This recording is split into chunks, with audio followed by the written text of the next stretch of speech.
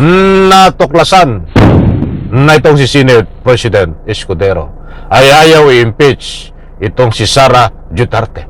Kaya pala, hindi gumagalaw. Kaya pala, hindi umaaksyon. Kaya pala, marami ang dahilan.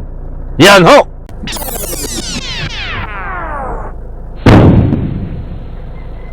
Alright, welcome back to my YouTube channel. I'm Andy's Vlog. Ito, mainit-init pa mga kaibigan. Senate President Escudero ayaw i-impeach itong si Sara Duterte. Iyan ang malaking katanungan mga kaibigan. Kung magugunita nyo ho, nagwawala na ang taong bayan, pepera ang mga tagasunod nitong si Sara Duterte. Bakit nagwawala ang taong bayan? Ikaw, ako. Nagbibigay sila ng kanilang public opinion na lalong sa madaling panahon ay aksyonan ni Senate President Escudero itong impeachment laban kay Sara Duterte. Subalit parang bingi, ayaw makinig itong si Escudero. At sa puntong iyan ay mayroon siyang binabasa na under Constitution at naaayon daw sa batas. Ba't tayo ay nagsaliksik? Mga kaibigan, ay bawal ang mga paliwanag nitong si Escudero at kailangan dapat aksyonan sa lalong madaling panahon. Ba't ayaw ni Escudero Ayaw i-impeach ni Escudero itong si Sara Duterte. Mga kaibigan, may ibabahagi po ako sa inyo.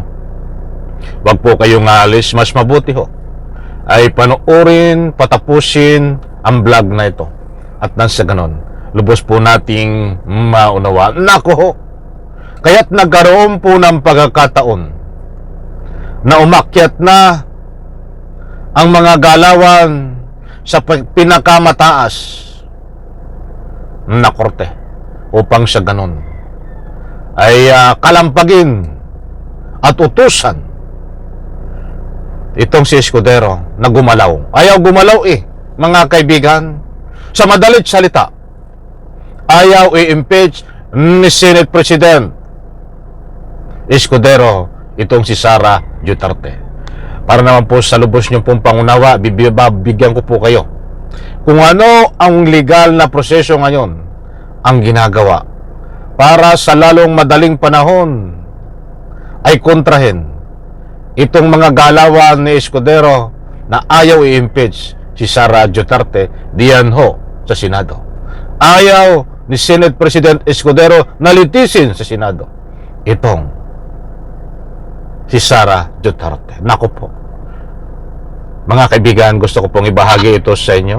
Ang kongresista hindi na dapat Sandali lang po. Shout out po sa lahat. Ito po, ibabahagi ko na po sa inyo.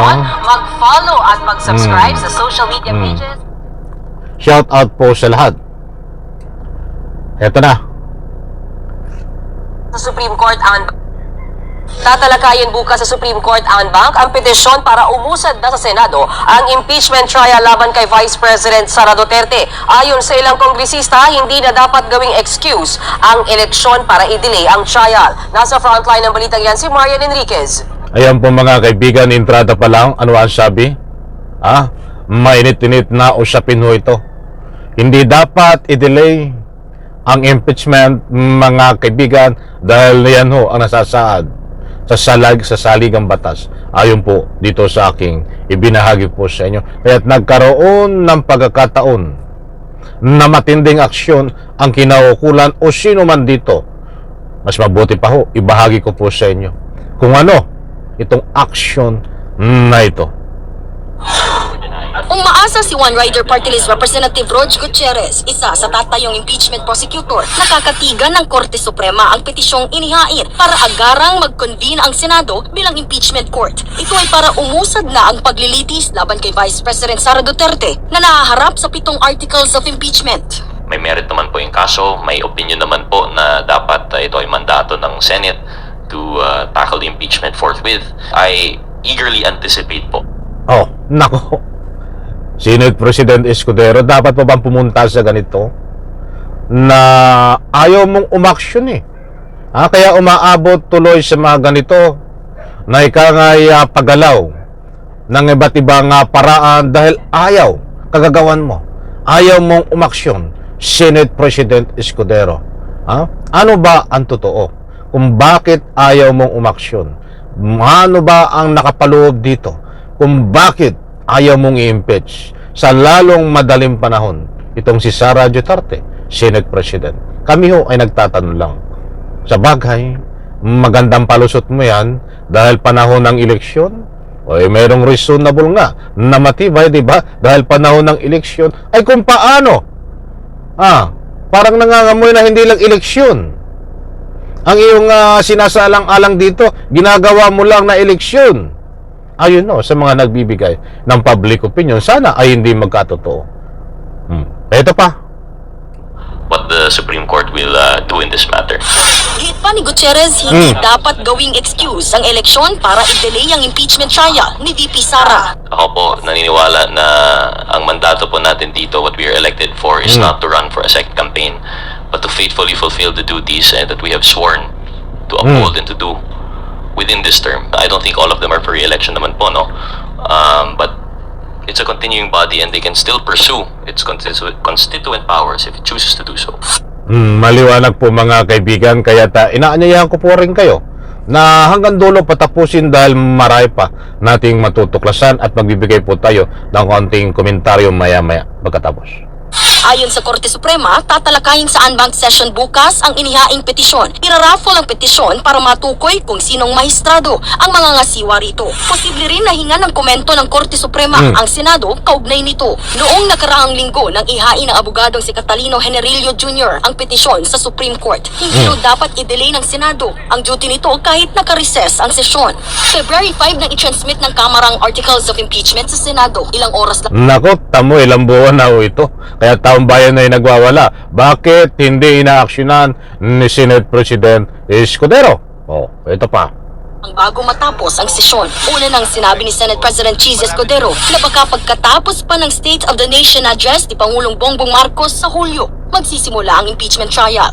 Wala pa silang bagong pahayag sa hakbang ng Korte Suprema. Nagbabalita mo. Ayan mga kaibigan, napakaliwanag ho na umaksyon na itong Korte Suprema at nang sa gayon nun ay talakayin kung ito ay sa lalong madaling panahon ay aaksyonan o uutusan itong si Senate President para i-impeach. Mga kaibigan, malaking bagay ho yan.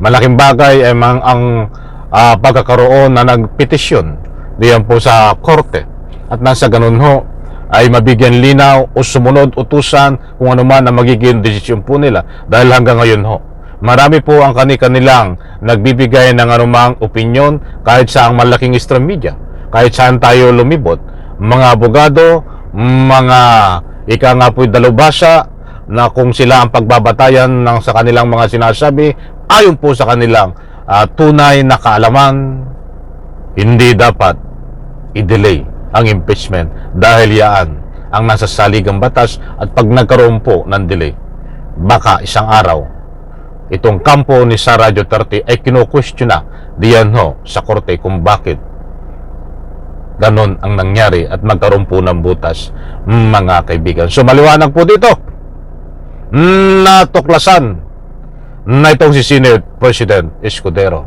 ay ayaw i-impeach itong si Sara Duterte. Kaya pala hindi gumagalaw, kaya pala hindi umaaksyon, kaya pala marami ang dahilan. Yan ho ang mga public opinion na nakukuha natin pag lumibot po tayo sa malaking mainstream media at social media. Kaya nagkaroon na po ng pagkataon para umaksyon ang sino man dito at nasa ganon umakit na po sa korte para humingi ng tulong at nasa ganon ho utusan itong si Senate President na gumalaw.